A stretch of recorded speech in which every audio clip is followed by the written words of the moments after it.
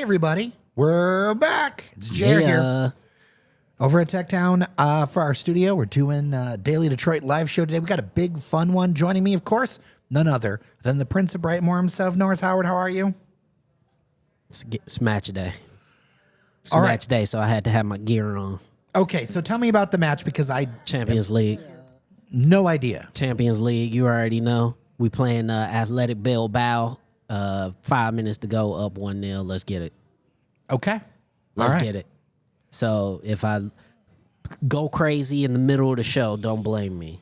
I can't help myself. All right, so let me give you a little rundown of what we are doing today and how this is all going to go out because It's a mullet show. it's a mullet show. The main show is a big mullet, and then we're going to be serious in the front and a party in the back. But our live stream, it's going to be party, serious party. Party, serious party. So a sandwich. Yes. A party sandwich, a mullet sandwich. So what we have, I don't know if you can see it on Norris's cam or not, but there's a giant bag next to Fezzy, the pheasant. And this bag is full of food. Because what we're going to do is we're going to try, Mootz in downtown Detroit has a few new menu items. With our own dollar, we have acquired some of these items. That's right. And we are going to try them and give them a spin. Mootz has been downtown for a few years now. Yeah, Mootz is one of the spots that was kind of like, I never like to give this type of distinction to certain areas, but it was an early adopter of downtown Detroit compared to many other places. You know what I mean? Yeah. It came to downtown when that block really only had Vicente's. I think it was there. Was Seven Greens there first? We're talking about over on Library Street. You know, when we talked about Sweet Green and Kava, because Kava's coming right around the corner. Kava's going to be just south of Campus Martius. Yeah. And then you're going to have Sweet Green over next to Adelina. A lot of people were mad we did not talk about Seven Greens more often. Now, I got to tell you, I've been to Seven Greens a number of times. It is good. Seven Greens is delicious. The problem, they never open. I love Seven Greens, but every time I'm like, oh, wow, it's 4 p.m. Seven Greens is only open 7 hours. That's what I'm saying. I'm like, it's 4 p.m. on a Tuesday. I want a salad. And I go, nope, not open. Like, I want Detroit small businesses to understand this, y'all. All right. And I know we had a long discussion about Sister Pie with this, but this is a different case because Sister Pie, it existed with those hours for a while, and it existed within a neighborhood, which I think is sometimes you want to function off different hours when you're in a neighborhood like that. But if you're in downtown, like, bruh, be open to 8. I think in general, because people gotta shop, people gotta do stuff. That's what I'm saying. Really, in my opinion, everything retail related needs to be open at 9 o'clock. Period. Yeah. Everything. But I'm not a small business owner in terms of a brick and mortar, so I can't speak on that. But Seven Greens, I love y'all. I want y'all to be open longer. I want more. That's what I'm saying. We want more. Yeah, yeah. One thing I want to mention too is that you went over to the West Side. Oh, I was on the and West, shared man. some stuff on the Discord. I think we're going to talk about it in the main show, like where we've been. We should talk about it in the main show. So what we're going to do is we're going to record a segment that's going to be for the main podcast. But we're going to try out this Mootz here that's in that bag. That's right. It arrived just a little bit ago. So we're going to give it like the delivery, the understanding that it's delivery. So it is what it is. Yep. And then we'll record the main show that's going to be airing tomorrow, Wednesday, September 17th. And then we'll be in the live chat with people if they want to talk, do whatever, and answer questions. I also want to mention, if you are here, that on Saturday morning, 10 to 1, we have our live event. That's right. Come and hang out. Yeah, that's going to be here at the studio, our open house, coffee, donuts, fun. RSVPs are starting to fill up now. As people start to know, I think there's two things. People are either looking for something to do or they're out like canoeing or something. Canoeing of all things? I had a listener tell me about how she's going to be canoeing this weekend. I mean, that's fine, but where? Sir, we are in Michigan. Yeah, no. But there's water everywhere. I don't know, man. Canoeing was never a thing that I just like, oh, well. Listen, you can fit in a canoe. I can't fit in a canoe. Or a kayak. I never wanted to kayak. I never wanted to canoe. It's just, I feel like I don't have enough power. Do you not like water? I love water. I love boats. But I don't like canoes or kayaks. Not big enough. So you want more secure water underneath you. Or if I'm in the water, I need to be in the water. Okay. Right? Like jet ski, that's fine. Okay. You know, but like I don't know, it's just something about what my thing with kayaking is that I see a kayak and you see when people flip over on the kayak but still be in the kayak. Oh no, nightmare fuel. Like I'm underwater upside down and I'm strapped to a boat. No way, no. See, I can't do the strapped part. No. And the way you got to sit in a kayak, you sit like on your knees. Nah, bro. No. I just let me swim, and I'm good. I love the water though. I love the water. I love being by the water. I love looking at water, smelling water, the breeze that comes off the water. I love it. So I'm a Michigan man, so I do love the water. okay, I believe you. Yeah. No, for real. I know how to swim, all that. Okay. I've always The known other how to thing swim. before we get into the bulk of the show, I wanted to talk about is you're going to an R&B night tonight in your building. I mean, Your building's having R&B night. yeah, they might. I mean, way to tell everybody where I live now. So, like, yeah, by process of elimination. But anyway, whatever. Yeah, I might go. It depends, man, because R&B is a different definition to everybody. Like, if Well, they I was playing, wondering if it's going to be like R&B. that's what I'm saying. Like, if it's the old school stuff, I'm more down with that. Like, let's listen to some old '90s throwback type shit. You know what I'm saying? Like, I'd rather that. I don't want to go. I don't want to hear no Chris Brown. I don't want to hear none. I don't want to hear no Chris Brown. I don't want to hear none of this new wave stuff. I don't want to hear none of that. I want to hear people begging on wax. I don't want to hear nothing. The new R&B ain't even R&B, man. It's just freak music. You know what I'm saying? It's just pervert. It's just pervert music. Like, you know what I'm saying? And I was like, bruh, I don't rock with it, man. I like when we could be euphemistic about our perversion. That's what R&B was about. Euphemistic. Okay. Yeah, you had to use similes and metaphors, like good writers. But nowadays, you just go in there and just say the wildest thing you can think of, but instead of rapping it, you sing it. Now it's R&B. Throw it on ChatGPT. Yeah. Oh, man. So I don't know if anybody watched K-pop Demon Hunters on Netflix. So, Should I? No, it's not for you. But it's a very popular show, K-pop Demon Hunters. And apparently there's this song called Soda Pop. And it was written by AI, in part by AI. And now everybody are so mad because this was written in part by AI. I told y'all this would happen, and nobody believed me. I was the old man screaming at a cloud, and nobody believed me. The AI is taking all this, all right? And now you went out and supported it and rocked with it. So get ready, because it's about to happen. Before we also get started, I'm going to highlight this throughout the show. We have our daily Detroit full-color rocks glasses, You got it.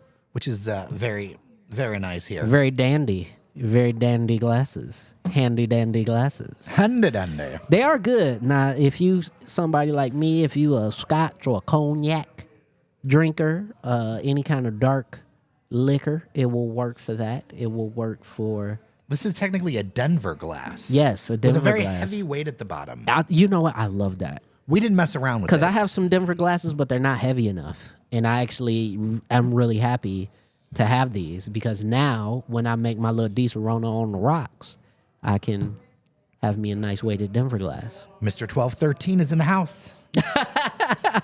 Ready.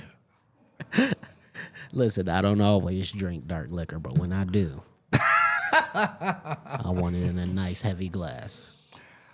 All right, let's get into it. Yes, sir. All right. Recording a segment for the show.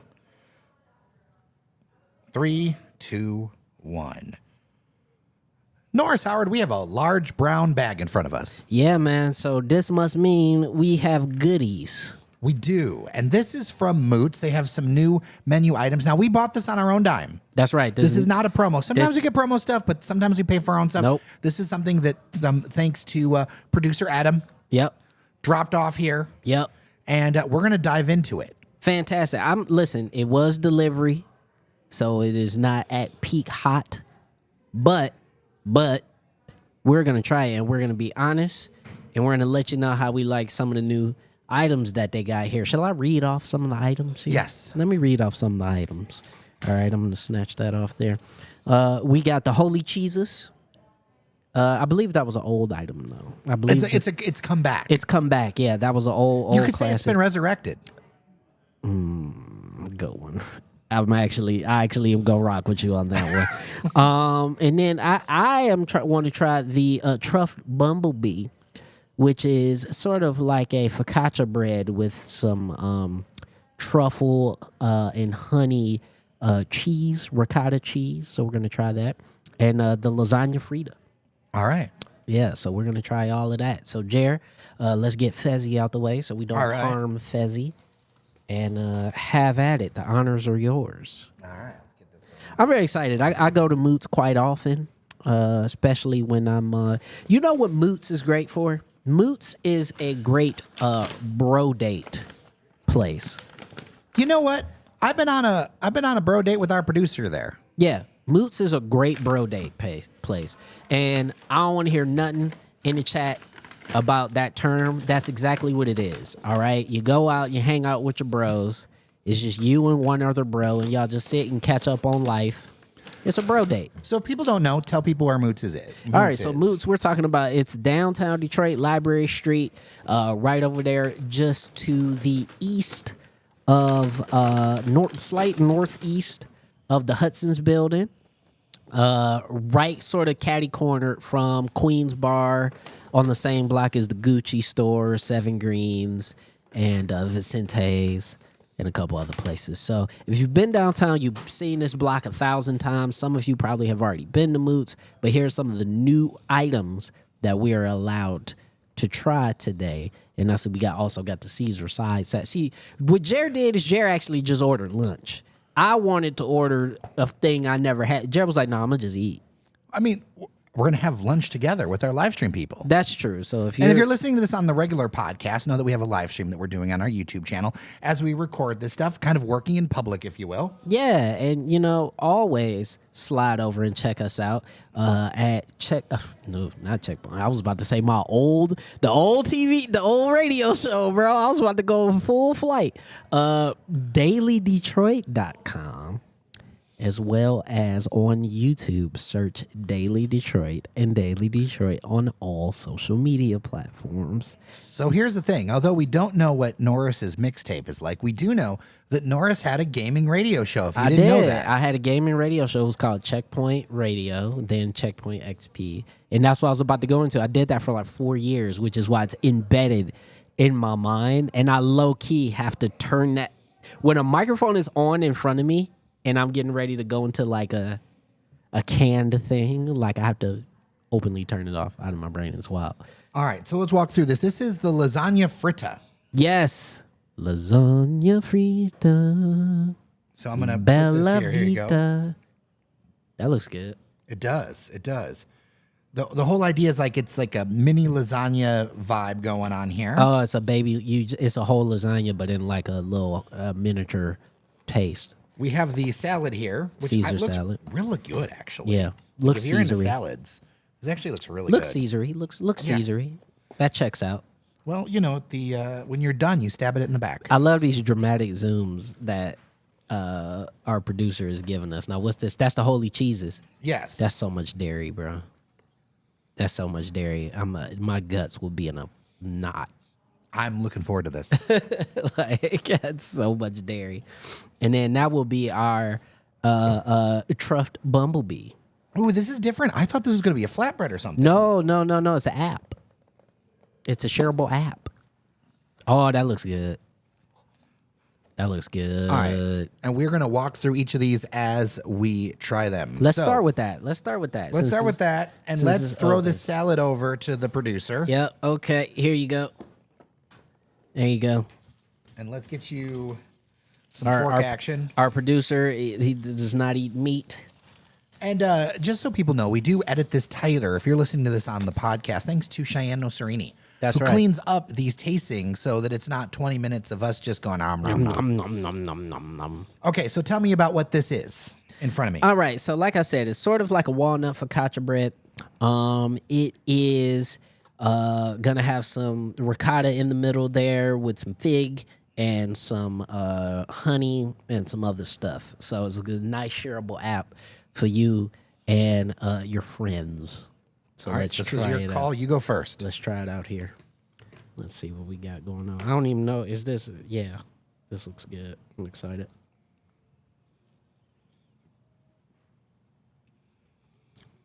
Yeah. Yeah, we rock with that. Yep. All right, Mootz. Y'all got one. All right, hand it over to me. Let me try it, and you tell me your notes, and I'll give you my notes while you're, afterward. Great sweet savory combo. Bread is delicious. You gotta make sure you get the fig in when you eat too. Don't do just the cheese and just the honey. You gotta make sure you get one of the figs. And it's got some raisin in the bread as well. Fig is underrated as an ingredient. Fig is one of my favorite fruits. Do you know it's just like dead insects? No. Yeah, to fertilize a fig, like there's a special bug that crawls inside of a fig and dies. And then the babies fly out, and now you have a completed fig. So when you eat figs, you are kind of eating bugs. It's very good. I don't give a damn. This is the most delicious six-legged creatures I've ever eaten. Have you ever had cricket flour? Yes. It's something. It's okay. Not my favorite. All right, I'm diving into this lasagna fritta because I'm very excited about it. And our member-only Discord on Patreon, Christina, was very excited about it. Okay. I want to try that too. Oh, it's coming your way. Lasagna is one of my favorite foods on earth, actually. It's well constructed. There's like the dollop of ricotta on the top. I like when people make foods vertically, Oh, yeah. and that's what lasagna is. Now, is that a meat sauce? Like a red sauce, meat sauce, or is it pure tomato? I don't know. It doesn't feel like it's heavy on the meat if it's there, Okay. but it's very good. What I feel like this is you could go order this. If you're feeling like lasagna, But you don't want the whole boy. you need constraints. So like as a You kid, need constraint. I would go to Mama Rosa's and get the lasagna in the silver tin. Oh, yeah. You know what I mean? In the silver foil. Well, yeah. That's Nothing how you, better. That's how you got lasagna back in the day. And so I love lasagna. I love to make lasagna. I am like Garfield the cat. You love Garfield. Yes, so I will eat all of it. But this is like I can have it, but restraint. And you won't feel bad. You won't feel bad about that. Now, what's the filling there? Is it a cheese? A cheese in there, like a mozzarella in there? Yeah, it's really good. Okay. Now, see, also, Mootz is known for its New York style pizza. Not its Detroit style pizza, which I don't even think it has that on the menu. But if you like New York style pizza, very flat, very wide slices, Mootz will be your jam. I'm interested in your fritta notes. All right, I got a lot going on here. I know. In a moment. So when you hear this on the podcast, it'll be slightly edited together. Live stream, we're just going in. being gluttonous in front of you. It's like a mukbang. Dave Detroit mukbang. I was so lost to that word for so long. I would see the hashtag. I was like, what is going on Oh, here? mukbang. Yeah, because my imagination ran wild. Yeah. Well, it is the internet. You have no idea what could be going on. I mean, Listen, in the last week or so, yeah. I have had to Google so much I was about to stuff. say a lot of people I've are been just so finding out what a lost. groiper is. It's bad. Okay, here we go. Let's try it. Oh, yep, that's lasagna. Ooh. I could tell if you got this fresh out, it would be slightly crunchy. The outside, Yep. the texture. So one thing I'll note about the sauce, because I'm picky about sauce, it's not overly acidic, but it's also not spicy. It's not super tomato-y. It's very balanced Yeah. in that and more like spice forward, Yeah. but not Not spicy, but not acidic. I have a real problem with overly acidic pizza sauces. Me too. Or spaghetti sauces or anything else. I appreciate you doing this after my lunch, says Michael. You're welcome. All right. No, this is good. Yeah. This is good. Now, mind you, I didn't eat lunch specifically because I knew. Oh, yeah, this is my lunch. Yeah. Now, I'm going to tell you what I would want to do is I would get this, then I would get the bread, you know, like one of these. Or Oh, if you had extra bread after that, which I And don't think dip you it would, and in dip it. this sauce. Yes. man. Oh, you know what would be really good is garlic bread. Mm-hmm. Yes. Well, they got a good garlic knot there that I saw was still on the menu. Yeah, because this is their new seasonal menu. Yes, this is the new stuff. The pizza, I'm going to leave that to you. Yeah, Cheese pizza, I can't do. Not even a bite? I'll do a small bite. Do a small bite. I'll do a I think small that's what you bite. needed just to taste it. I'll taste it. I'll do a small bite. I don't Pray- care if you tear it off with your hands. I don't care. Considering it's called the Holy Cheeses, pray for me. I am. I'm praying for you. I'm praying for your intestinal tract and your gut health. I'm a professional. I know you are a professional. I know you're a professional. Okay, so definitely New York style. That's what I'm saying. Big slice. Big slice. I mean, this is a small pizza, but it's a big That's slice. That's a big slice of a small pizza. Firm crust though. And it's got that New York thing where you can do this. This is the key to New York anything. Yeah, you got to fold it. You got to fold it. You got to be able to eat it while you No walk. fork with your pizza on a New York pizza. No. What are you? A Philistine? Like, there's no way. I you know, if I saw somebody eating a New York style pizza with a fork, I would slap the fork out their hand. And I would take their pizza from them forcibly. Let's dive in. Cheesed out, ain't it? It looks cheesy. But when you have your bite, you will be surprised. Okay. All right. There's Maybe other flavors there. It's very cheesy, but it doesn't feel cheap. because that's my problem with cheese pizza. My problem with cheese pizza is when you bite into it and all you taste is cheese, which I mean is fair because that's all that's on it.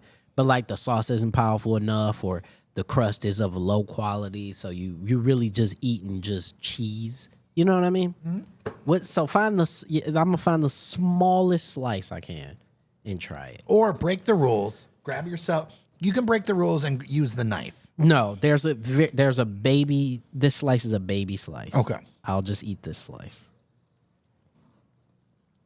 All right, let's see what we got going on here. First of all, I love when the crust got dust on the bottom.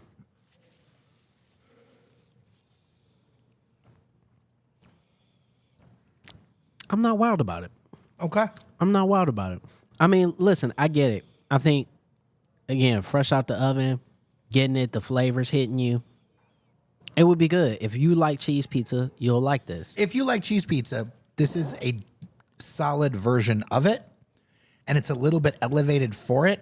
But I agree with you. See, normally, the Mediterranean pizza at Cepino's is my jam. Mm-hmm. With the Kalamata olives, but the white sauce. Like, Yeah. I'm trying to think about analogies to cheese pizza, because talking about a red sauce pizza really isn't fair for that. Yeah.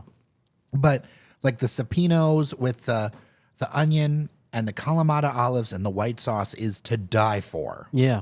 But this, if you like cheese pizza, You'll like it. yeah, you'll like it. You'll like it. Is this going to be my number one pick? No, but I think that's because of the genre. Yeah, I just think for me,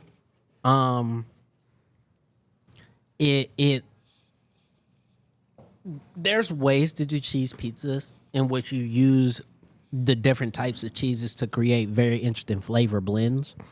And I think with this one, and maybe again because we got it delivered, that there's just, it feels less, to me it feels less elevated than even just these other apps we had. Like the focaccia bread with the figs and all that, like to me it's like somebody sat down and was like agonized over making these flavors work together. Yeah. Put a little honeycomb on there, like agonizingly. Whether it's like, this is good, but it feels like, hey man, we need a cheese pizza. So let's just come up with a nice cheese pizza. And it's a nice cheese pizza, but how hard can you think about a cheese pizza? So let's rank these 3 items against each other. That's what we do, is what we try, and we rank them against each other and see what's the best. All right. Somebody's got their phone too loud in the background. Yeah. Okay. I'm going to say this is pretty clear cut to me. Okay. 100% your appetizer with the fig. What's that called again? This was called the Truffed Bumblebee. Winner, far and away. I agree. I would go there. Like I For would this specifically? For that Yes. specifically, Yes. I would be like, I am sitting in Campus Martius, having a coffee and going, you know what I'm going to do? I'm going for lunch to go to get that appetizer. I agree. 100%. Second is, to me, definitely the lasagna fritta. I know it's an appetizer, but I would treat it as, like, I would get that and then, like, that Caesar side salad. There you go. That's lunch. That would be killer. That's lunch. I'm in total agreement here, actually. I'm in total agreement. For me, it's this. If I went and got this, the lasagna, maybe a salad, I'm good. I'm good. And even really, this app is almost too much for one person because it's very rich. The cheese is very rich, but the sweetness helps balance it out. But eating the whole thing in one sitting, not that it's not good. It'll be difficult because of the richness of the ingredients. Okay.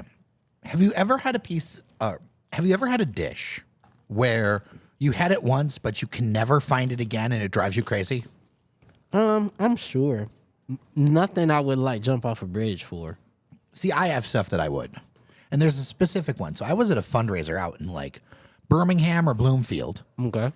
And this restaurant did a pop-up over there as part of like these food stations. It's called Alchemy in downtown Royal Oak. Yeah. Oh, Alchemy. I'm sorry. Is this still there, Alchemy? Oh, yeah, for sure. Okay. For sure. And so the thing is they had this amazing bread and honey simple thing that they did. It was the most amazing thing where it was fresh honey. You dip the bread in. The bread had its own flavors to it. Right. I go on the menu. It's not there. They just created it specially for this event. I haven't been able to track down the chef. I just want to be like, whatever you did for this fundraiser for this park in the middle. I was going with my partner. It was something for one of the things she was doing. I was just the arm candy. Of course. And I have not been able to track it down since. So if anyone has any connections over there, I feel like they could sell that for $1 million, and it's so simple. Yeah, man. It's wait, I just realized, are these figs or are these actual truffle mushrooms? I think these are figs, yes. No, it's truffle. No, it's truffle, yeah, you're right. It's delicious. So good. Anyway, sorry. No, Talk. oh, my bad. I was talking my mouth full. Yeah. So, thing about it is, for me, typically when I encounter a dish that's like taken off a menu, I will ask, like, is there anything comparable to this that I can make or that you've encountered? And typically, no. But again, nothing that I would say like, oh my God, like this really sucks that I can't get this anymore. Not locally, stuff that I would have to travel to go get simply because like it's over there and not over here. But Do you ever see the stuff in like Jordan the Stallion on that? Oh man, he travels and does some amazing stuff. The square croissant, a bunch of other good stuff. And by the way, just so people know, it was not fig, it was truffle. And I think we should say that before we even get started. We edit this and Cheyenne gets this. We're big fans of truffles. it was truffle. So can you, for Cheyenne's purposes, when you're done chewing, Yeah. talk about how you like truffles? Yeah. So as I'm eating, this thing here, usually I like truffle, the flavor, more than I like the actual mushroom itself or fungi, whatever you want to call it. This is delicious. The truffle in combination with everything is delicious. Helps give the savoriness to the dish in addition to the sweet. But truffle in general is great. I have truffle oil at home that I use, and then I combine it. I melt my butter down, and then I emulsify it with my truffle oil. So oil on oil. And then I make a truffle butter, or I use like a truffle flake, dried truffle, and make my own truffle butter. It's delicious, man. It's delicious. To me, you got to be judicious. It's part of a harmony. Yes. As opposed to being the main stuff, like the thing that you like. I would never just like grab the truffle alone and eat that. Well, and you know, I was getting real sideways when truffle was having sort of a. Remember when truffle had a moment in the mid 2010s where everything was truffle, the early 2010s and mid 20, everything was truffle. That was like the hip ingredient to put in everything. And it's like, it's good, but don't put it in everything. You know what I mean? Like, actually, you know something I actually don't like? I don't like truffle fries. And certain people they will swear up and down about truffle fries. I do not like truffle fries. I agree with you 100%. Yeah. Yeah. Fries are very, Engineer Randy Walker taught me to be very persnickety about my fries. He's persnickety in general. For sure. But the right cook is the right thing, the right fry, if you will. Yeah. The right size, but you're flavoring. If you're going to like soup up fries, you've got to think about what kind of fries you have. Like a waffle fry can handle a lot more than like a regular fry. That's right, because it's more surface area. Yeah. So you got to be cognizant of that. You know what I mean? I listen, waffle fry is S-tier fry. Actually, before we dip out, Jared, what is your favorite fry? Like not from a place, but like form factor of fry. Okay.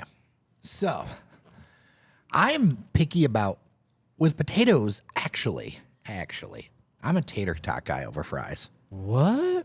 I always prefer tater tots. The poutine tater tots at Mercury Burger Bar are off the charts. It's my French-Canadian roots. Yeah, okay. Okay, my dad was born in Quebec. That's fine. Okay. Tots, though, wow. Tots. And then here's the other thing. You know what I miss?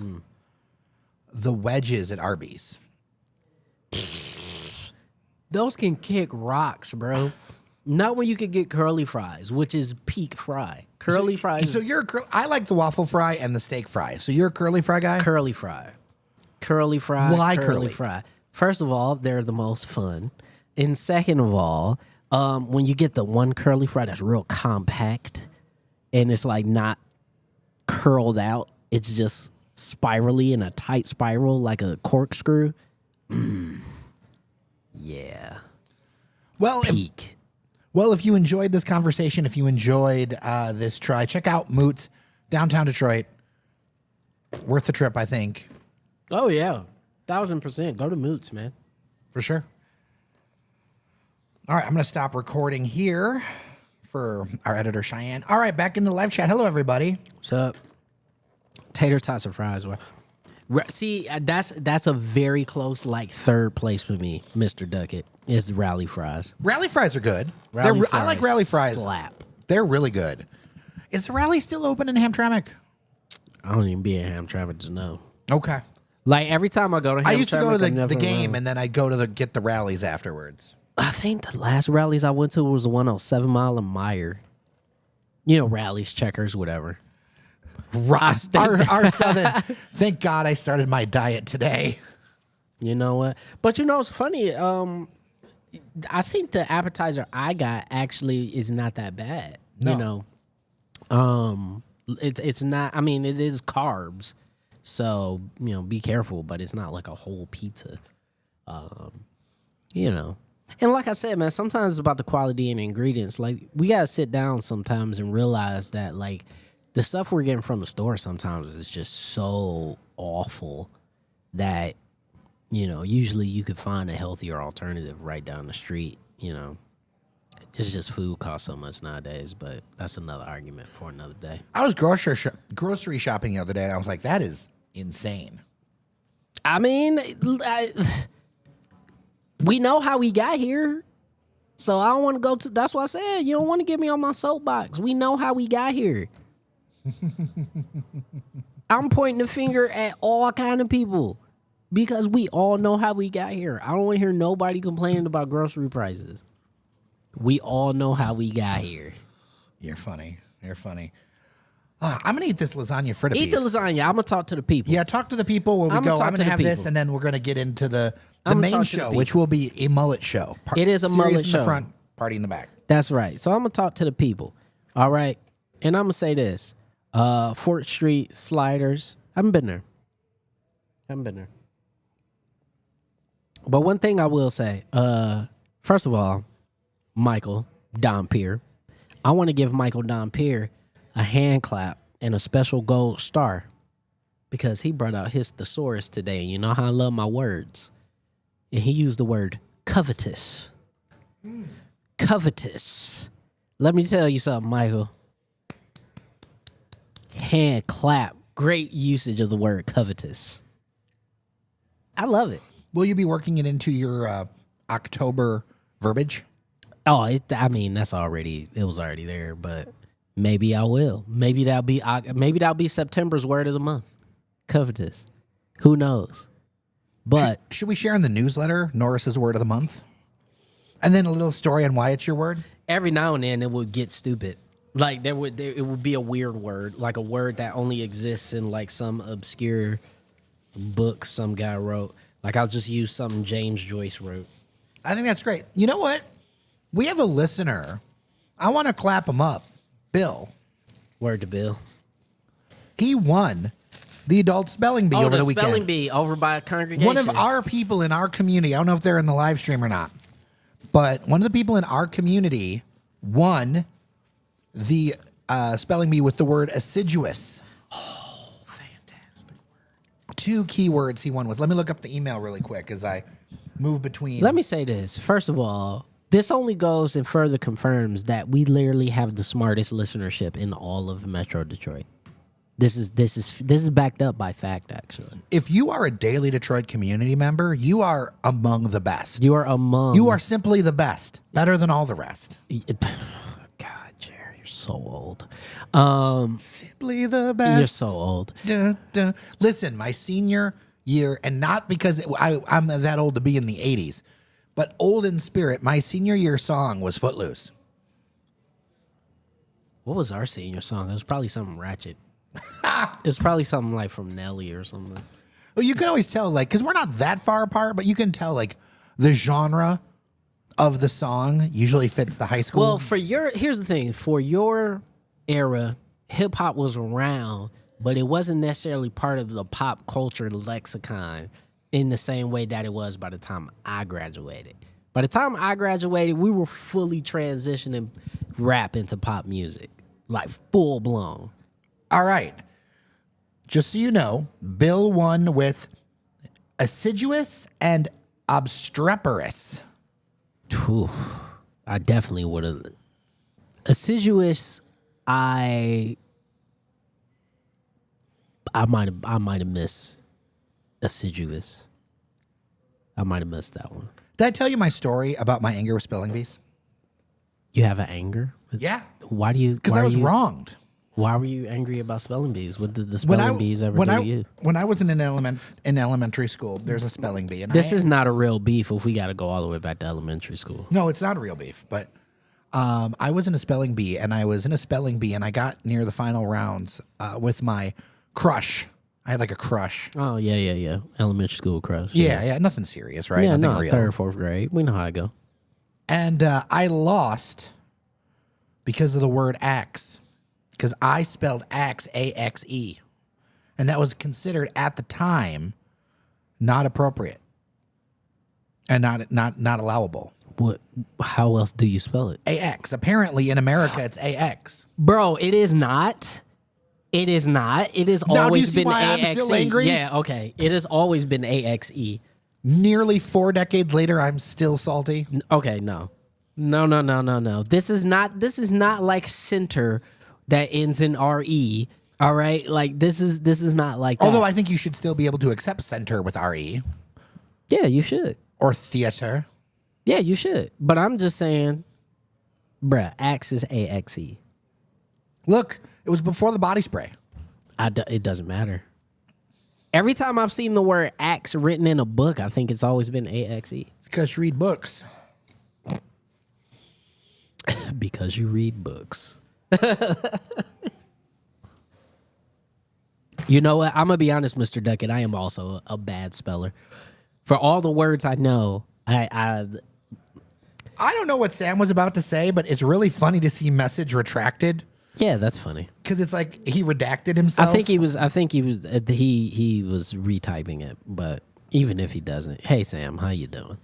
Yeah. I use Grammarly for a reason, Oh yeah. although I am pretty good at spelling. I could get most things right, but you know what? I'm not even gonna lie. I think I have some mild dyslexia because I transpose letters all the time.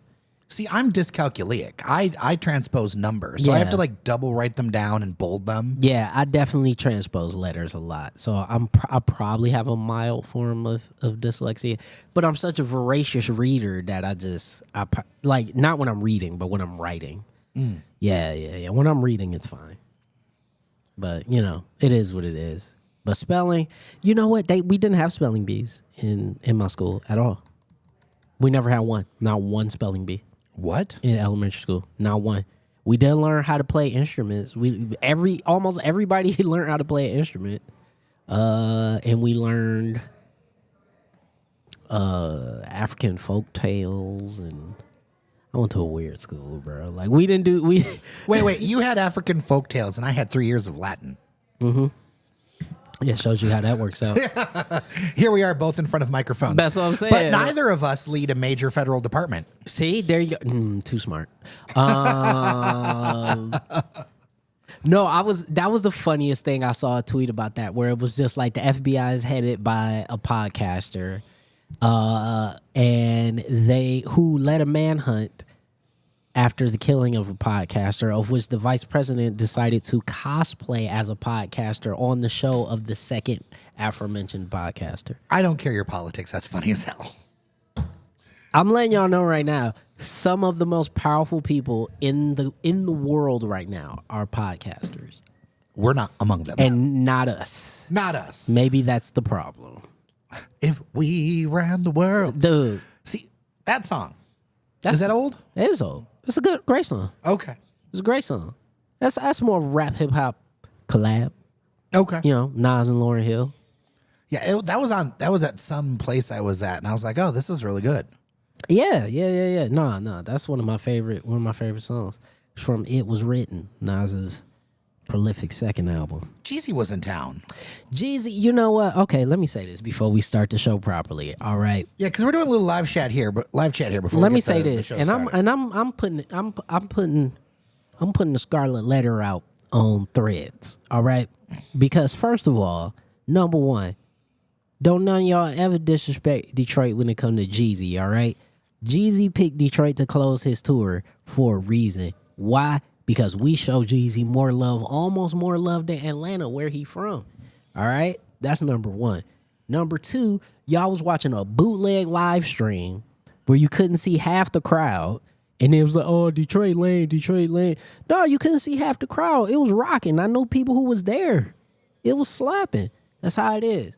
And number three, all right, Atlanta, Detroit, and Oakland is all cousins. All right? They're cousins. Is Chicago a cousin? Chicago's the cousin with the good job. But Atlanta, only because so many people from Atlanta moved to Detroit, so many people from Detroit moved to Atlanta. Literally, statistically, no two cities in America have more like transposition between the two of them. Scott says that's older than Nas. That's Curtis Blow. Oh, Curtis Blow. Yep. Well, the original, yes. I was talking about the sing-songy sample. That's right. That's right. Yes, we all love Curtis Blow, the breaks, and playing basketball and all that. That's fine. All right, we're gonna get into. Let's get into it. Into the main show. Just so you know, if you've been joining us later, that we did a little bit of a Mootz taste test. Now we'll record the show for tomorrow. That will be Wednesday the 17th, and then we'll jump back into the live chat. If you've got questions in the live chat, hit us up. I won't be able to answer them during the show because we're creating a product for our audio listeners, but we will save them. They will be there. We will talk to you about it because we got some interesting things we're getting into. We do. All right. I'll get recording here. And in 5, 4, 3, 2. Hello, everyone, and welcome to your daily Detroit sharing what to know and where to go in Southeast Michigan. It is Wednesday, September 17th, 2025. I am Jer Stays, coming to you from the Paris of the Midwest and the sunny corner of Tech Town. So glad that you're here with us, and I'm also so glad that none other than the Prince of Brightmoor himself, Norris Howard, is here as well. Hey, how's it going, everybody? I hope you all are enjoying this beautiful week in Detroit. Look at the stretch of weather we've had. It's mid-September. Get ready. The polar ice caps is coming because it's hot. You know what is the buzz with so many things, whether online, and we're actually going to be going to the opening, is that Apple Store. Yes, it is going to be finally opening in downtown Detroit. Get ready. Friday, 5 p.m. Friday, 5 p.m. Everybody's going to be super excited. And you know it's going to be dope. We're going to go to the opening and then, I don't know, maybe let's go enjoy downtown Detroit, get a drink, meet some folks. Ooh, okay. So if you're going to the opening, let's say you're staying in line. Let's say maybe you go in there and then afterward you're famished because I'm sure there's going to be a long line. Where would be the first place you would send somebody after they bought their brand new AirPods or whatever? Oh, the first place I would send somebody. Okay, it's Friday night. So actually where I would suggest for a Friday night and you're going to stay out, like you just bought some AirPods, you don't need to take nothing home, right? Right. I would tell you to walk right down to the block and then go to Easy Peasy, eat, get a drink, and then maybe if you stay around a little bit later, go downstairs, go to Low Key. I like Low Key. Low Key slaps. I was down there with friend of the show, Mickey Lyons, and Randy Walker. Yeah. And we went to space. It's a time, ain't it? Yes. It's a time. So that's where I would suggest, like, if you're looking for like a, okay, I don't have to leave here, but I could get two very distinctly different vibes. Yeah, Easy Peasy / Low Key is where I would suggest. I would say, so what vibe are you looking for? If you're looking to party, I agree with you. And I also would say maybe Queen's Bar. Queen's Bar, definitely. Right around the corner. See, I always suggest And Queen's then Bar. late night speaker box. Yes, I always suggest Queen's Bar if you are a local. Because to me, Queen's Bar is where you go and you see your cousin or you see auntie or you see like, and not an old auntie, like your young auntie, or you see like some folks you went to school with. Like Queen's Bar to me is the most neighborhood bar feeling bar to me. That's downtown currently, especially over in that part of downtown. And to be clear, we're giving recommendations to that part of downtown because you had just gone to the Apple Store. It's just a we're block. trying to be good about this. Now, food side, Olin. Oh, yeah.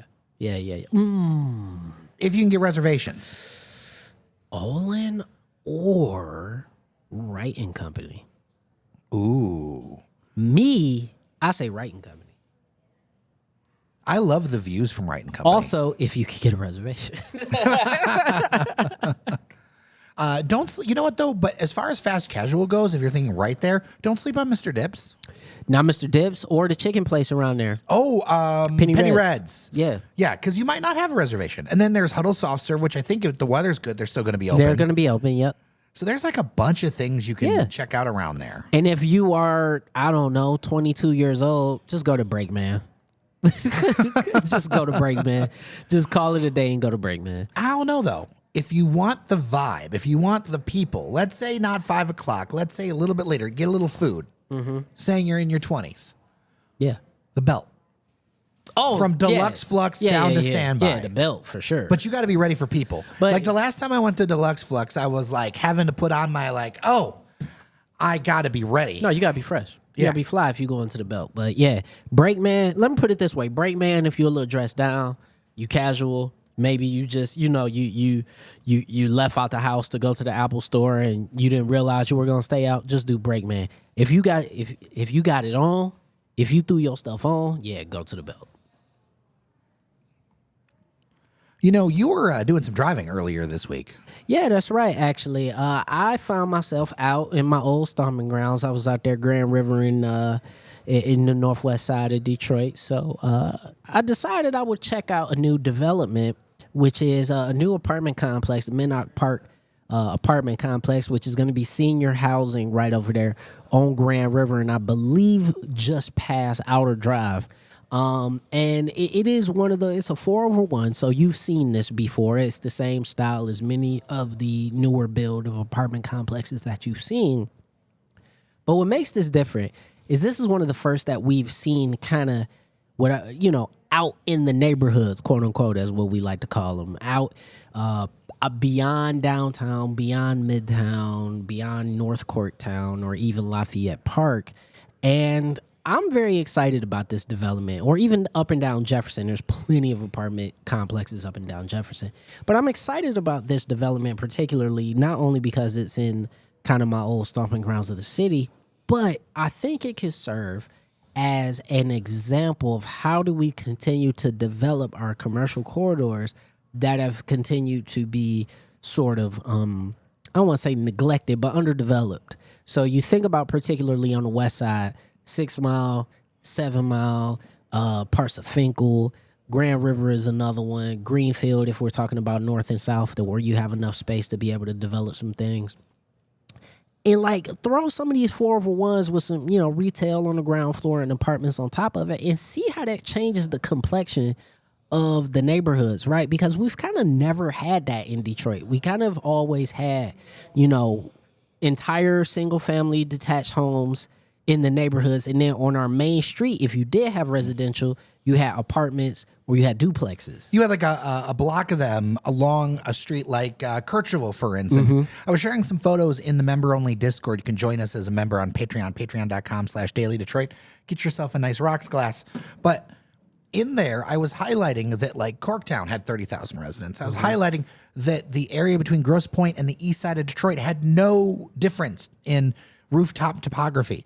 That it was just apartment buildings and everything else going all the way down to the Connor plant and single family or duplex roofs all along.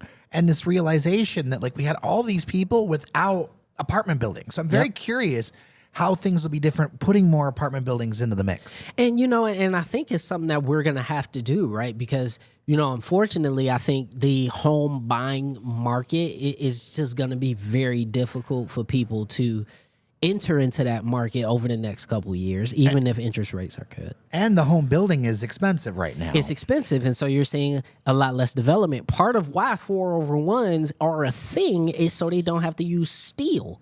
Like, that's why they exist, because most towns and cities have ordinances that say a building can only go so high if it's made out of wood. Which you also keep your elevator costs down. And you keep your elevator costs down, which are a huge expense when it comes to development. So like I said, if you want to join our Discord to take a look at the photos, obviously, if you want to search for the renderings, you'll be able to see what's going on in the renderings. But this is going to be senior housing, so it is not going to be for everybody. But I think if they see success with this, they're going to want to open up some market rate apartments, hopefully, in the neighborhoods and in that area, because it's stable. That was another thing that I continued to look at, which is, Grand River up and down in the northwest side coming out of Rosedale Park, still stable, still vibrant, still tons of people over there. One thing I wanted to mention, thanks to a listener, that is happening this weekend is the Radwood Auto Show. That's right. That's Cars at the Station at Michigan Central Station. That's going to be Friday and Saturday. There are going to be 50 car displays.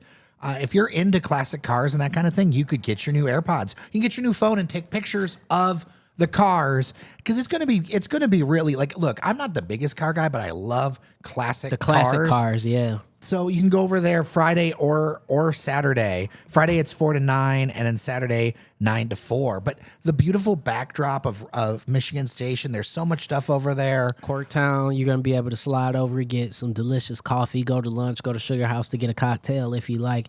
It's great. Oh, for sure. All right, let's get into some news.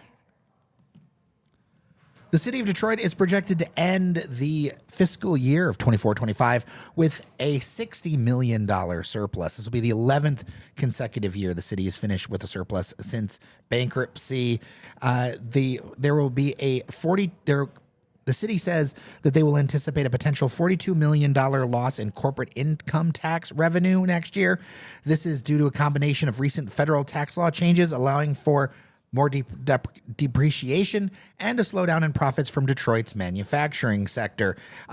The idea of having this reserve fund is so that there would have to be no cuts next year, so there maybe could be a surplus next year in the budget. Look, the reality is some economic headwinds are ahead. They're here. I feel like this is very responsible budgeting at this time. And the thing is that you got to keep your hands on the money. Listen, I've seen some of the narrative out there in social media and other places, other reporting, talking about, oh, if we have a surplus, then that means they didn't spend the money properly, and the schools are falling apart. There needs to be, first of all, we have to keep remembering that the schools are a separate district. There's a whole bunch of financial wizardry that has to be done in order to get the city to directly inject cash into the schools. Well, they're two different entities. Two different entities. They're two different budgets, different funding sources, and on top of that, the mayor does not control the school district here. Flat out. So that's number one. And number two, I think specifically because of what was seen on the horizon. Look, we ended last year with a almost $500 million cash reserve, a rainy day fund, as Mayor Duggan liked to call it. And I think that was intelligent, understanding kind of where the social climate was going in particular. And now we're able to withstand these sort of economic downturns, whether that be in the corporate income tax sector or with manufacturing. I think, again, to your point, it was smart budgeting. It's always good to be prepared, because the last thing we want to hear is we have a decade of growth, a decade of doing all this good stuff, and now the city itself has to cut jobs. That's disheartening. And so now, hearing that the city will not have to do that, you're going to have potentially a new mayor coming into office that's going to be able to have some financial freedom and wiggle room a little bit to be able to kind of make some things happen. I think this is positive. And I also looked this up. Detroit is one of the few cities in the whole country that has ended the year in surplus. It is, I think it was here, Phoenix, Cleveland, shocking, and a couple other cities. I have to pull it up as we continue the conversation, but it is a rare thing for a city of this size to end with a surplus. Feedback, as always, dailydetroit@gmail.com. Let's get into the auto industry, as Ram has pulled the plug on its much-anticipated full-size electric truck, which was to be called the REV. The company has cited slowing demand for electric trucks in North America as the primary reason behind the decision. The company said it will rebrand its upcoming plug-in hybrid truck, previously known as the Ram Charger, to now be called the 1500 REV instead. With loosening emission standards and market shifts, Ram is bringing back the Hemi V8, and another Stellantis brand, Jeep, is getting Hemis too. Customers said that they wanted more quote-unquote attitude from the truck. This marks another setback in their electrification plans, which began with bold promises back in 2021. The all-electric concept that debuted at CES 2023 generated buzz, but the production version fell short of expectations and faced delays. The plug-in hybrid truck, now adopting the REV name, has also experienced its own setbacks. Originally scheduled for release in late 2025, Ram now says it will arrive sometime in 2026. The decision comes amid financial challenges at Ram's parent company, Stellantis, and shows the current uncertainty in the electric truck market and an overall switch away from all-electric vehicles at the company. Previous reports say the work was to be done at the plant in Sterling Heights. That's rough, man. And listen, especially considering, and I'm not saying it was a runaway hit, but considering what Ford has been able to do with the F-150 Lightning and with a well-executed vehicle, seeing what other companies from abroad are able to do with electric crossovers and electric trucks, Stellantis can't win for losing. It just seems like every time they try something new, or every time they want to do something, it either gets caught up in development hell or planning hell. They got the EV Challenger or Charger that came out, and then that was unfortunately almost universally panned by car enthusiasts and reviewers alike. Stellantis is in trouble, man. Besides Jeep and Ram. Well, even then, you think about the kind of customers that are into Jeeps and Rams, and is that something that's going to be something you can build on going forward? I want to highlight something that you should read if you have a subscription. A friend of the show, Gabriella Coppola, has a great piece breaking down the leadership transitions and the machinations inside at Stellantis that they have been going through. I hope to get her on the show, actually, to talk about her piece. Yeah. I mean, it's a long read, but afterward, you understand that there was just the eye was off the ball on a lot of stuff, and there were a lot of self-inflicted wounds with Stellantis. And I mean, also, it's going to be difficult to go from an American an American controlled company to a German controlled company to a French controlled company to an Italian controlled company. Like that's a lot of changeover from a lot of leadership with countries that have vastly different corporate cultures and vastly different sort of North Stars when it comes to how they want to run a company. At the end of the day, I think with Stellantis and hearing this was, by the way, the biggest bruise to this, and the thing that's the most frustrating is the fact that this is now less work for the Sterling Heights plant, period. That's the biggest thing. And less work across the board. People forget, although that Stellantis is kind of the third of the quote-unquote Detroit 3, or however you want to call it, if they call them Detroit 3 or whatever, their actual physical plant infrastructure here is pretty large in Metro Detroit. Oh, yeah. As far as actually making the stuff. Look, there's a reason why Mayor Mike Duggan drives around a Jeep. Yep. It used to be Cadillacs. Nope. Kilpatrick used to drive the Cadillacs, remember? I'm trying to forget. But he actually had a custom chair in one of the conference rooms that was like a Cadillac chair. Yeah. So Cadillac used to be, and I believe even doesn't the president drive a Cadillac? Well, the Beast is a Cadillac. Yeah. So the thing about it is that's the big thing here. But from a consumer point of view, which is how I'm approaching this, it just continues to be, to me, fumble after fumble when I'm hearing that every time they try to plan for an EV sort of platform to move forward, it just can't be executed on. And I mean, we already talk about how the American auto manufacturers are already being left in the dust by China and by others. For Stellantis to be that far in third place when it comes to this, even just amongst the American car makers, is crazy. Well, I would love your thoughts. dailydetroit@gmail.com or leave a voicemail, 313-789-3211. So this week I had the chance to go to Belle Isle. Nice. And not just for fun. There was a reception to unveil plans for the Belle Isle Park Commons. Yes. So the Belle Isle Commons, I'm very interested in this one. And when I say plans, this is more of like a broad vision. Yeah. As opposed to specific. So this would be a new central hub on the island. The plan would be to change a parking lot near the aquarium into a public plaza, including a lighted promenade for pop-up businesses, a canal boardwalk, and a new cafe. Listen, you know me, getting rid of a parking lot. Fan-freaking-tastic. Oh, you take a jackhammer yourself. I would. They wouldn't even have to pay. Let me not say that. But no, Listen, I think Daily Detroit needs resources, and if we've got to go bust up a parking lot and make some extra money. Hey, man, I got a hard hat at home. But the point is look, I've said this many times. I've been to other parks, other places that are similar to Belle Isle, and they have these sort of amenities that have been missing from Belle Isle for many years. Places like a ferry pier, cafes and restaurants on the island, sort of promenades and plazas where you can actually go and buy things. There's really not a place to buy anything on Belle Isle. Think about that. There was a move against all commerce on the island, and I think that was short-sighted. I'm going to call it stupid, is what I'm going to call it, okay? It is one of the major tourist attractions in Southeast Michigan, and you're not going to allow people to buy tchotchkes? That's just fumbling the bag. Or a hot dog. Right, or a hot dog. I mean, there's places to get that stuff, but it's They're not food trucks, and we can still do. Yeah. It's never been as full as other places with that stuff. And so like I went to the Toronto Islands last year, and you took a ferry, you got there. There was a whole dang on amusement park on the Toronto Islands, and that's like half the size of Belle Isle. So the goal of this is to reduce the need for cars, or you park once and then you walk out and do different things. Because at the end of the day, Belle Isle can handle so many more people comfortably and with space. On foot. Yep. So if you can even reduce it a little bit, nobody's saying we're going to get rid of all the cars. But if you can find ways, like I think about ways, like wouldn't it be amazing to have like a road trolley? I'd love rail, but in reality, like a road trolley. I want a boat. I just want a boat. Just give me a boat.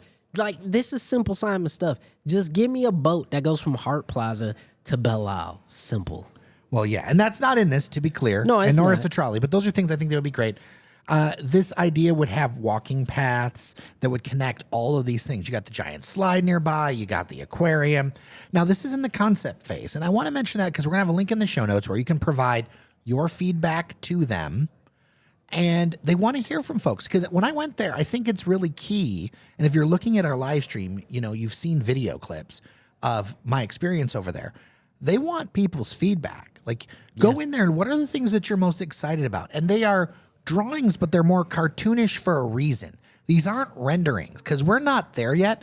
And I really appreciate this approach that's more about, hey, we're going to take a bunch of feedback and we're going to say, hey, this is the kind of concept want. Because who's against walking paths? Who's against lighted areas, right?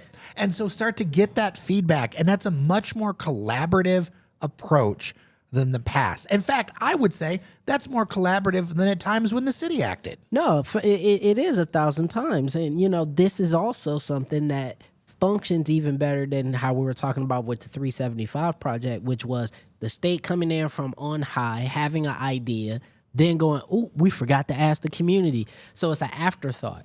And when you're going in from day one to say this has been a collaborative effort, at least in the planning stage, between the Conservancy and the community, then you can move forward with a collective vision that everybody will be happy with at the end. I will mention that we have an interview with Conservancy head Megan Elliott in our feed. Go back and look for it. It was a really interesting conversation. You could tell her passion for the island. And at this event, it was clear that this is like our island, not just we're going to have this one thought. So anyway, feedback is always dailydetroit@gmail.com or 313-789-3211. Now, before we go, I want to make sure to mention something that is close to the heart of so many Detroiters, and that is Eastern Market After Dark. It is coming up this Thursday, September 18th from 6 to 11 p.m. If you've never been and you can make it out on a Thursday, you need to go because the place is electric, from food trucks to activations, to art, to people going around, to retail, to the restaurants that are there. Like, if you want an idea of like what I would love to see Eastern Market be as a hub, not just on Saturdays, but on nights throughout the year. Let's say if we were to move a bunch of people together near Eastern Market, if we were to bring that kind of life, Eastern Market After Dark is it. And I just say, if you can make it 6 to 11 p.m. on Thursday, go, because it's going to be great. Eastern Market After Dark, which to me is the official close of summer festival season every year. It is the sort of season ending marker. It is the beginning of the school year. And let me tell you something, Eastern Market After Dark is a time. All right, it's a time. You go out there, you have great drinks, you get food, you see everybody is at Eastern Market After Dark. Everybody be down there. So particularly if you are a part of the sort of Eastern Market, Midtown, downtown, Corktown, sort of community, if you live in those areas like that, Eastern Market After Dark is also a fantastic time for you to go out and get to know more people, get to know your neighbors. There's artists, there's vendors, there's all sorts of stuff that you can do.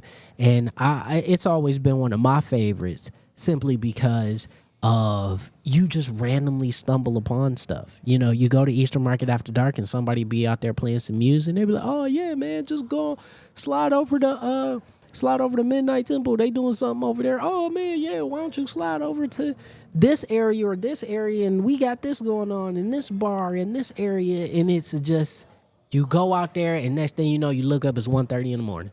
Yep. That's how it is.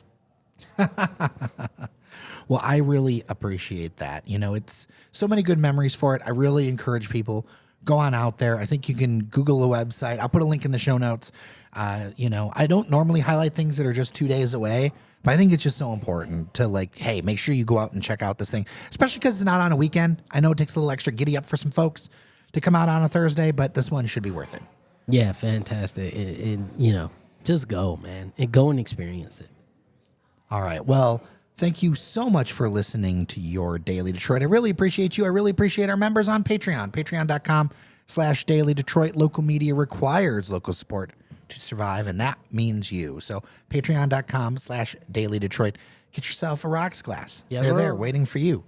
Also, thank you, Norris Howard. So good to see you. Thank you, Jared Stays. Good to see you as well. Thank you to producer Adam behind the scenes, doing a lot of great things. If you have not seen our live stream, make sure to tune in It's on YouTube. We usually do it on Tuesdays now, Tuesday afternoons. You can also just go back and watch it. We save it. So you can see all the hijinks and hilarity and the outtakes. And it's a great community if you can make it and chat with the folks. They're absolutely wonderful. So with that, I'm Jer Stays. And I'm Norris Howard. Thank you so much for listening. Remember that you are somebody, and we'll see you around Detroit. Yeah. All right, main show portion recorded. Noise. All right. Noise. We've got chat. Noise. All right, word to Mr. Duckett. Minot Park is going to be wonderful. The neighbors really want a restaurant in the commercial place on the first floor. I want an excellent brunch spot. I agree. Oh, a brunch spot over there would slap. It would be so good. There's nothing like that over there. There's nothing like that over there. See, here's what I want to do. People going to look at me weird, and I don't care. You going to clip it, and I don't care. I think we need to re-bougify Rosedale Park. All right. Like there's a rebougiing happening on Avenue of Fashion. I think the same thing need to happen right in that Grand River corridor from Southfield to Evergreen on Grand River. We got to get Amanda Burrington back on the show, especially for one of these live streams. Yeah, like because that area. Listen, you're talking about stable neighborhood. You're talking about people who want to actually have those services and have those amenities. The population hasn't really gone anywhere. I think they would love something like that, man. You put a nice brunch spot right there. Oh, Just man. give me the address. Do I look like I don't take brunch? I always take brunch. We taking brunch 1,000% out there. I bet you if it's on the west side, we could even get Devin O'Reilly out there. Devin O'Reilly all he got to do is shoot up to Southfield. Yeah, because he loves brunch. We all love brunch. Man, mimosa. We should do a daily Detroit brunch.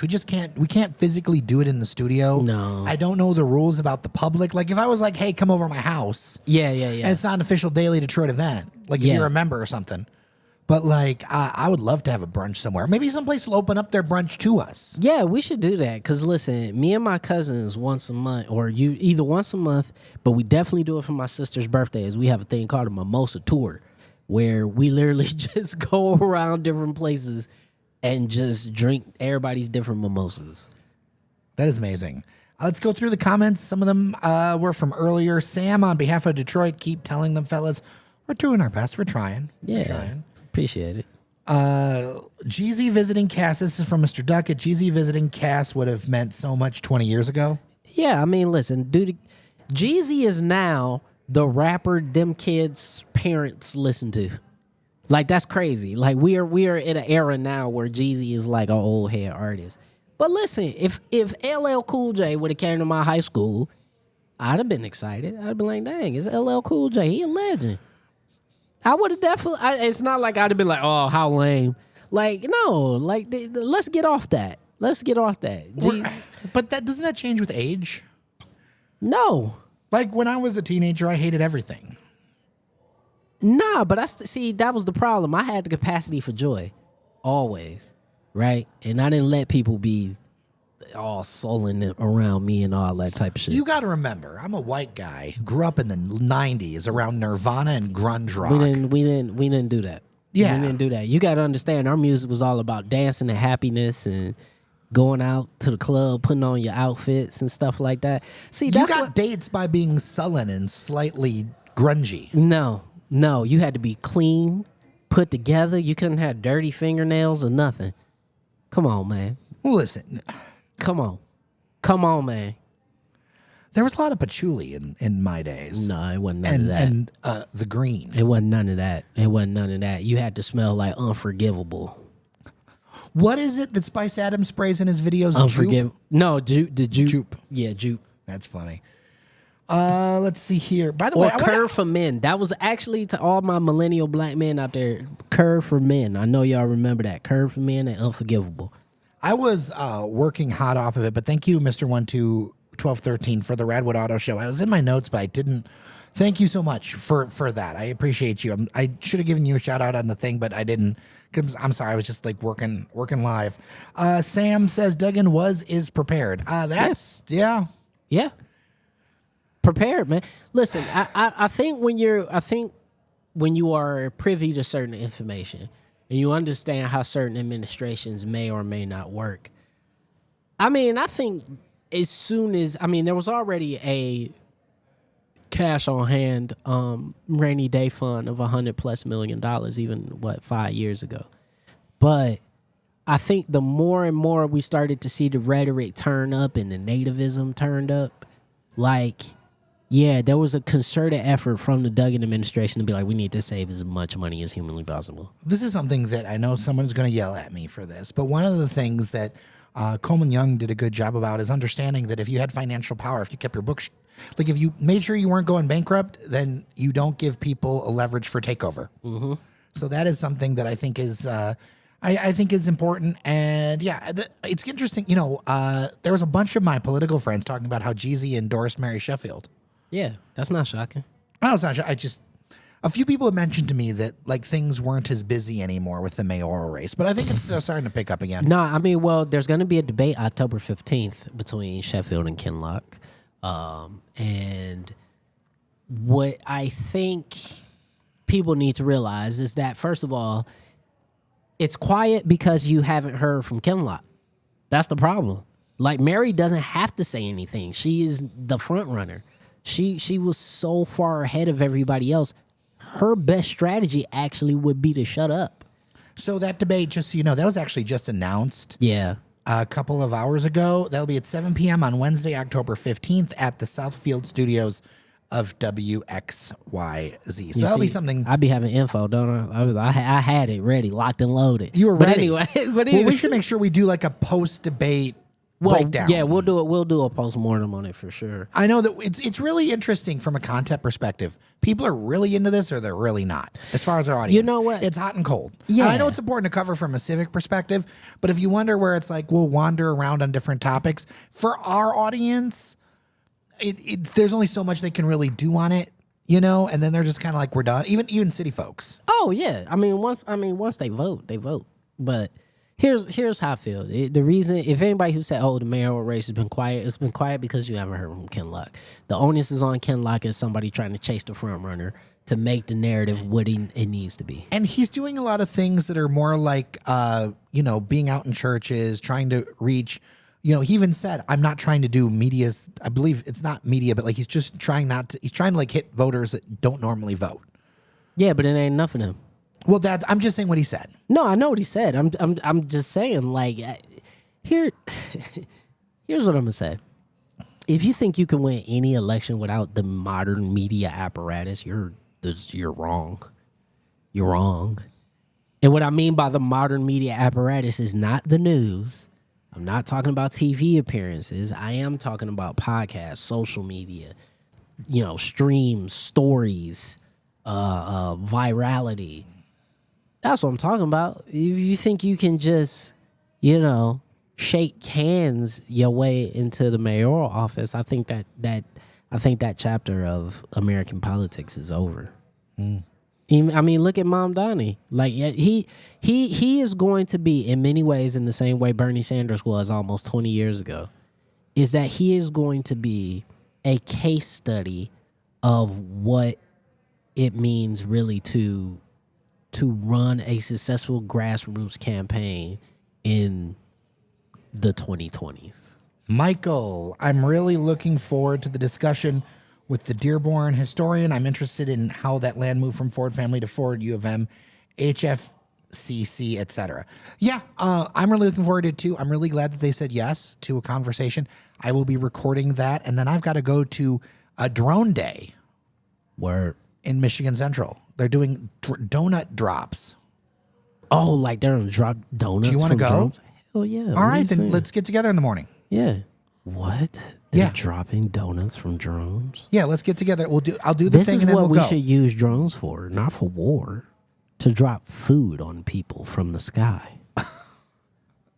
All I can think about is those shows back in the day like Nickelodeon where you just get hit with slime. This is the most American thing. This shows you why people think our culture sometimes is vile and excessive. Like, we drop donuts from the sky, Jer, with robots. I'm in. I'm in. So it's going to be a tight morning because I've got to do this interview first thing at 9, and then I got to race to Michigan Central. Yeah. I'll be like Ubering it up very quickly. Yeah, but I'll meet you there. It'll be a good It'll be a good time. I'll send you the info. All right, Andrew McGee, in your last episode, you mentioned that we are not producing enough new apartments to keep up the population growth. Do you think the rehabs of apartments, duplexes, single-family homes will make up the difference? So this is for context for people who don't know. That was, I think, with Devin O'Reilly. Yep. We talked about that, and there was a report in Outlier talking about the issues with housing. So Andrew, it's complicated. As far as raw units, part of the issue is we've only got so much stock to rehab. Yeah, we that's the demoed problem. a lot of it. So this is the other side of that big demo plan. Is that we don't really have that much stock to demo. Now the math's very different. I know personally a number of people from other areas or from locally who said, "Hey, I'm going to get some coin together. I'm going to do a duplex." I live in one, right? Yeah. That was fixed up. Yeah, plenty of people do it. Right. That's not a scalable solution. That is individuals taking it upon themselves. And if you think about some of the single family homes that are going up, there is stuff in north of $350,000 in the north end now. And that's, do you know what I mean? And that's the thing. If somebody's going to invest in buying the land and all the stuff that it takes to build a house from the ground up, you are not paying less than 300, really 400,000. 400 or so. The numbers that I believe it was not City Year. Anita Goss's. My man said City Year. You know what I mean? Anika Goss's group. She's been on the show. Bro, a lot of people be on the show. My brain is fried. That's fair. Anyway, the cost from studies is close to $500,000 to build a new house in the city of Detroit right now. You're not going to get the cost efficiency without multifamily units. Nope. And this to get to the point so what might happen is we might just lose the bottom out of affordable housing when it comes to multifamily because the city is supporting a lot of this stuff. One thing I thought that was really interesting down in Columbus, I know, throw tomatoes at me. They're actually doing a $500 million bond for affordable housing to pay for the financing gap because even in a growing area like Columbus, the prices are getting too high. The state can afford that. Well, it's the city that's doing it. The city, yeah. The city can afford it. So whereas we did a bond for demolition, they're doing a bond for construction. But you see the plug difference? that financing gap for banks because they're having the same appraisal issues in some areas of town that we are. But I'm saying, do you see the difference? But it's because of what we went through at the turn of the century and through bankruptcy that we had all of this vacant and abandoned stock that we now had to spend money to demo, and we had to subsidize demolition instead of subsidizing growth. And that's the part that makes Detroit different from all of these cities in terms of long-term, long-stage growth. But I will, just to get back to the original question, is that I think we don't, number one, there's not enough stock to rehab. But number two is we got to, unfortunately, continue to incentivize apartment development. So you are going to see way more 401s in other places if it makes sense. Well, one thing in that Columbus plan that I thought was interesting was they're incentivizing things like triplexes. Yep. So that's what you'll see. Like when I stayed in Brooklyn with a friend, it was really a triplex. It was a brownstone, but a triplex. So you had a little studio in the bottom. Basement studio. And then you had a place in the middle, and then a place up top. Yep. And that's the kind of thing where maybe that middle density stuff will be more palatable to advocates and you can get some sort of housing efficiency going on because you need some. And look, if people want to build single family, that's great. In fact, there's some tons of single family stuff going up for lease over on Fisher outside of, but you're looking at prices, you're going to be north of $2,000 a month. And that's the challenge with this for these multifamily buildings is you have this law that just something's got to change with the law. Yes. Because you can't have apartments sitting with people not paying for months on end. Yeah. That is going to be impossible no matter what your situation is. And I want to be sympathetic to those who need housing, but this isn't the way to do it because when I've been talking to people are literally committing fraud and like not admitting like what they actually make to get these apartments. Yeah. And then not paying and then using the process to go long. Yeah, that's not everywhere, but that's a lot. And it's not everywhere. It's not everywhere. I mean, listen, those rules were put in place to keep people from being evicted during COVID, right? And I think, for me, here's how I feel about it. Because part of me agrees, but part of me is also like, we don't want to then put a city that is in growth mode and set it back, particularly for people who stuck it out and stayed here. But they already own their house. Well, that's if you own. I'm talking about renters. I'm not necessarily talking about owners, right? So if you were a renter all through COVID and the only thing that kept you afloat until you got your next gig was the fact that they couldn't just kick you out on the street instantaneously, I do empathize with that. But the one thing I will say in retort is that, yeah, but also if y'all want to keep seeing new stuff pop up, like you gotta pay your bills. I don't know what else you get in the months. say. I mean, there are situations where it's 4 or 5 months. Oh no, I know of people who've been 6 months in, 6 months deep, and I'm sitting back and I'm like, y'all at some point, if we're gonna have a law that allows people, actually, Michael Dompierre in the chat actually took the point right out of my brain, is that the difference is that if we're going to have laws that allow for eviction at that rate and so quickly, then we have to ease the requirements to allow people to get apartments in the first place. Because you get evicted once and now you just can't live no more. Well, but at what point do you figure out something where it's like evicted, or you just assume that you can't pay and surrender? I think more people should do that, and I think that shouldn't be held against you. Right. I think if you voluntarily vacate your lease, I think if you go to your landlord and you voluntarily vacate your lease, it should not count as an eviction. Right. There's got to be a middle ground here, because you can't have people not paying for 6 months. Right. And then the bill, it's gonna fall over. Yeah. So it's a catch-22. It's a difficult thing to talk about, but yeah. Michael also says, my friend bought new construction single family home in the North End around 2019, paid $300K. He's gotten cash offers way above that. Yep. So here's what's going to happen. If these numbers don't work out, the rates are going to go up, and the thing that people worry about as far as like gentrification is going to get ready for private equity, doggy. It is going to skyrocket. Get ready, because if it's going to be all wheels off, yep, the money, the prices are going to, because I'm seeing what people are paying for stuff. And Michael, you're absolutely on the point there. Because we don't have enough stock. And so we've got to figure out ways to build more affordably. And we need to think about some innovative solutions, because the market alone isn't going to do this. And we also culturally have to get out of the single family home thought process. Like I know all of the mayoral candidates, when we talk to them, were very online with single family home. And listen, I grew up in a single family home. I love having a yard. I love having a backyard, all that good stuff. Fine, fantastic. I think culturally, many of us as Detroiters who have been here for a long time, I think we need to sort of decouple our future from the single family home concept.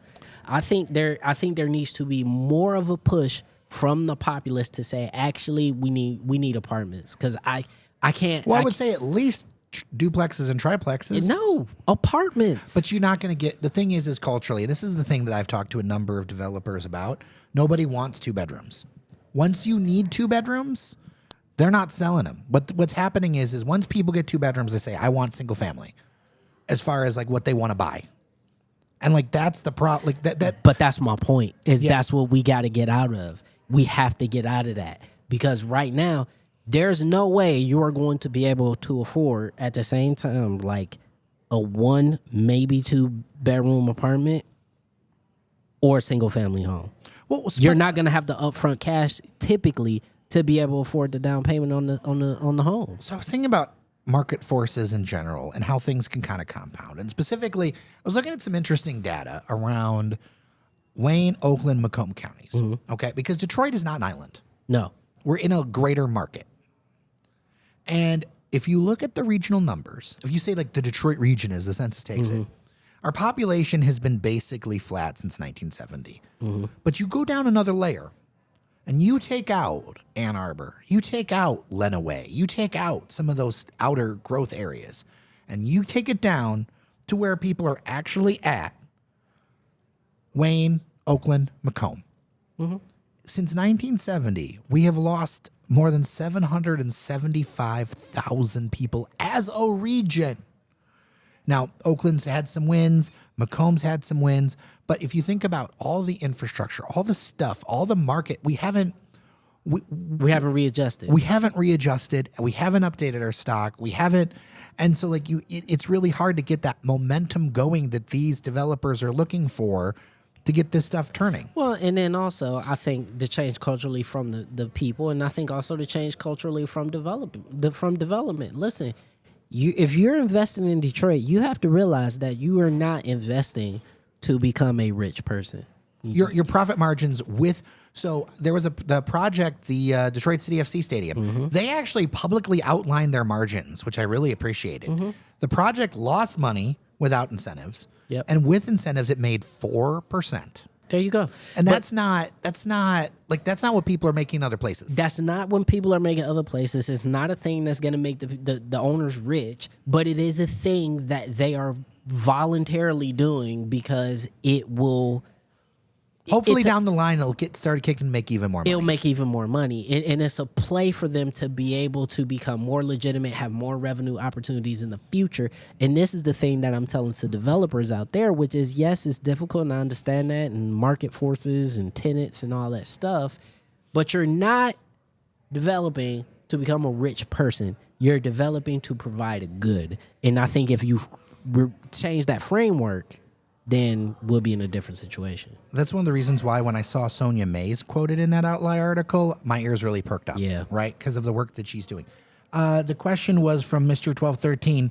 Does Detroit have or ever had true brownstones? Well, I can think of a few things. You were mentioning Corktown. There's a few of them still up there. They're still there, but like in mass, it was 80 years ago, 90 years ago. Normally we would have more things like row buildings. We have row houses, yeah. So there is a place that's in the middle of rehab that I remember in the North End, the series of apartments.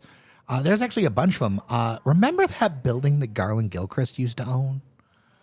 Yeah, that's one of them where it's like that is one 4 or 8 apartments where it's kind of like leaned across or lined up across. There was a lot of that stuff.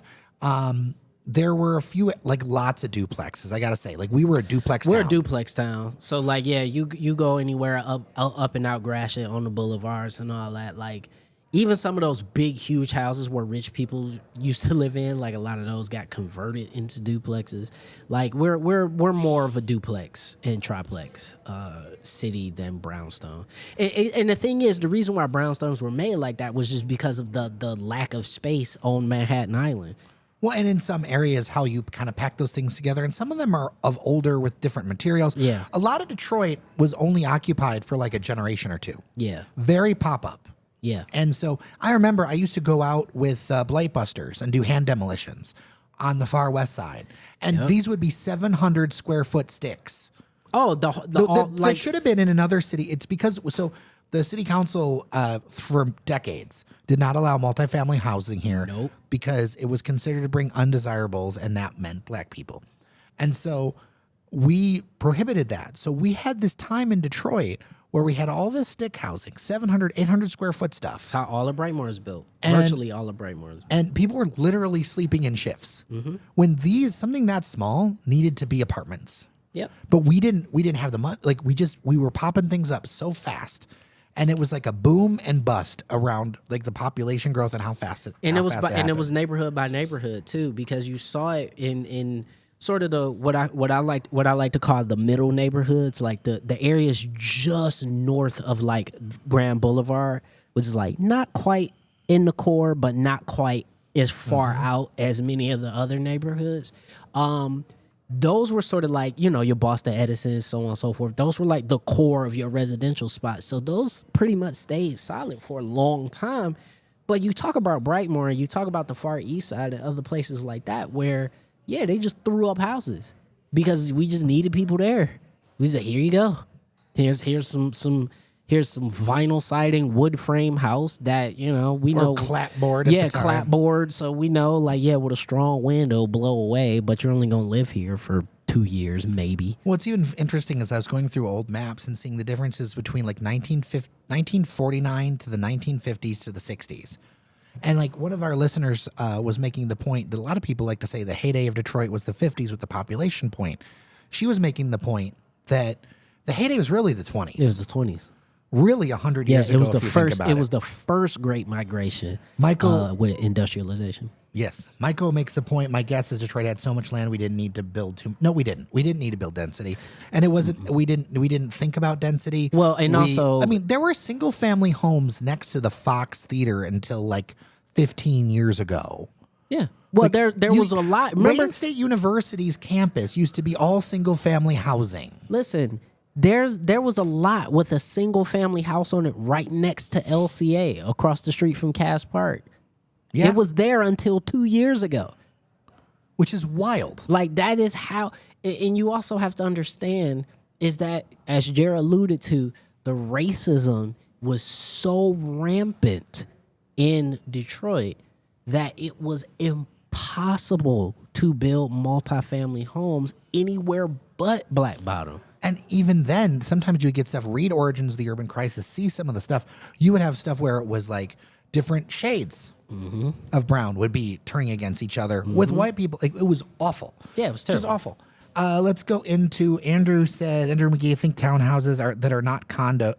I think townhouses that are condos, not rentals, are the answer for many outer Detroit neighborhoods. Greater downtown should be much denser than it is, like at least double the density. Right on both points. Correct on both points. Look, you could comfortably put 100,000. Okay, let me just say, you could fit the entire population of Detroit into the Grand Boulevard belt. Yep. And that's how it was. And in 1910. Oh, listen, I was doing because I do this sometimes. So I was like, oh, I'm going to have to go and play soccer at Detroit City FC's field house in the wintertime, right? How long is that? Like, from my apartment, how far away is that? I don't know, it's 2.2 miles. I'm like, okay. How far actually is 2.2 miles, right? Because in the context of Detroit, that feels like nothing. Like, from downtown Detroit to basically Mount Elliott, that feels like that's nothing, right? Mm-hmm. Dude, that's walking from Soho to Midtown Manhattan. There's 300,000 people that live. We're not in saying Manhattan. that's going to happen here. And we're not saying that. I'm not saying I even want that. But my point is that in that same space lives 300,000 people in one city, and there's maybe 10,000 in the other. Maybe. You think about neighborhoods that are 1/10. Now, the city had a big drop, but there were some of those core neighborhoods like Corktown went from more than 30,000 to 3,500. Yep. You know, you think about my neighborhood that I'm in on the east side. I was looking at the rooftops and everything, and I was like, wow, like the de-densification is so strong. And it's never going to be that dense again because people have bought houses. There are a number of places in my neighborhood that will never be dense again because a number of people have, through the side lot program, have put together 2, 3, 6 lots and now have hoodsteads. Yep. Which I think is, let's just be honest. I think that's kind of a cool thing. Like, let's use the land for something. But I saw a You Pick Apple Orchard sign on the way driving to the east side, like farther east. So cool. No, for real. To me, that's so cool. I think if we could do like a lot by lot reforestation, that'd be incredible. But I think if we're going to do anything that has anything to do with re-densification, re-urbanization, like, I hate to say it, y'all, but like the downtown Detroit Authority is gonna have to do it. Like, it's gonna have to start there. If once we get to 100%, 92. What's the magic number? Something like 90% capacity in downtown or something. This is like, where's this? Well, we had a little bit of that before the pandemic. For a few years, for a couple of years, we had it. So I'm like, you do that, and if you are able to even stretch the density from, hear me out, from Mount Elliott in the east to I-96 or 75 in the west, right, where DCFC Stadium is going to be, in the west, the boulevard in the north, and the river in the south. You completely densify that area right there, you're talking about 200,000 people. I mean, I remember looking at ideas, the Fisher Building's just down the street from the studio, and thinking about visions people drew that the Fisher Building was going to be the outside, like that was going to be the edge of downtown. That was the edge of downtown. That was going to be the edge of a all of completely downtown built. is supposed to stretch to the boulevard. Andrew McGee, until it mysteriously burned down. Yeah, the house over there. Yeah, listening ears are watching. Andrew. Also, somebody mentioned Spalding Court and Corktown. I remember that. Is that project done? I know it's like very like grassroots. I'm not where sure. they're doing like Let's a see. unit at a time. Let's see. Very grassroots kind of situation. It's not like I don't even think there's like renderings. It's just like Nah, but like I just want to see if it's a thing. I remember going to Detroit Soup at Spalding Court. I do remember Detroit Soup. Sheesh, 2012. Andrew, one day those side lots might become so valuable that developers will buy them from homeowners, much like they do in the suburbs when they want to build strip mall and you have 5 houses on 6 acres. Yep. Yeah. It's possible, for sure. Yeah. For sure. I mean, you're seeing some of that. Actually, you know where you saw some of that? To an extent, where developers buy up houses, is you saw a little bit of that in Grosse Pointe Park for the parking lots and extra stuff as that downtown kind of densifies out. Yep. So yeah, man, I'm tired. I'm tired too. I really appreciate everybody. And I appreciate y'all. How so long have much. we been out here? Almost 2 hours? 2.5 hours. All right. Well, I really appreciate everyone for watching and listening. Thank you so much. If you want, become a member, get yourself a rocks glass, join us. We've got our get together on Saturday. If you want to come hang out in person, 10 a.m. to 1 p.m., come out to the studio at Techtown, corner of Cass and Burroughs. We'll be here. Coffee, donuts, fun. All the good stuff. We'll chat. We'll get really hopped up on caffeine. Usually we end up bringing like that Craig's coffee that's got like the cold brew. Growler. I did not realize that was actually like Concentrate. Yeah, I was You're drinking supposed to it. dilute it. I did not dilute it. Yeah. I was Yeah. buzzing for the entire weekend. Yeah. But I really appreciate everybody. I appreciate everything that you guys do. We couldn't do this without you. It's been a lot of fun. Make sure to go check out Eastern Market After Dark. Make sure to go check out all the things that are happening this weekend. And I'm about to go. I got a friend of mine that's retiring, and I'm going to go to their send-off dinner. Oh, La fantastic. Feria. Oh, I love La Feria. It's been a minute since I've been. They're still Feria's- really solid. La Feria's dope. Love that place. Yeah, I had heard that downtown was supposed to. Yes, it was supposed to stretch. Yes. The trains. Yes. Mr. 1, 2, 12, All, 13. all of the neighborhoods that are currently still dense for the most part is part of the original plan of how far downtown was supposed to stretch. Well, and if you look at the old pictures of the train station, when it was built before Roosevelt Park went in, it was single-family housing. It was single family houses right in front of a massive, what is that, 15-story train station? It's pretty funny. Ridiculous. By the way, this town was ridiculous. one of these days, we need to be 100%, before I go, we need to be 100% consistent. Is it Mr. 1213 or Mr. 1213? Yeah, is it 1213 or 1213? Or MR, like a doctor? Nah, it's Mister. Mister? It's Mister. Yeah, whatever you want to Shall be I call called. you Mister? Mer 1213, Yeah. Mer 1213. Whatever we want to pick. I actually maybe getting it wrong all the time is actually kind of Maybe fun. it's funny. Yeah, I don't know. But anyway, thank you all for joining us. So Did your team much. win? Oh, yeah. 2-0. Let's get it. Nice. Very and you excited. didn't even interrupt. You kept it smooth all the way through the show. I did. I kept it together. But, it's early goings. September. Can't get too excited. All right. Feedback as always, dailydetroit@gmail.com. Hope to see you on Saturday. We appreciate you. Take care of each other. Remember that you are somebody, and have a great one.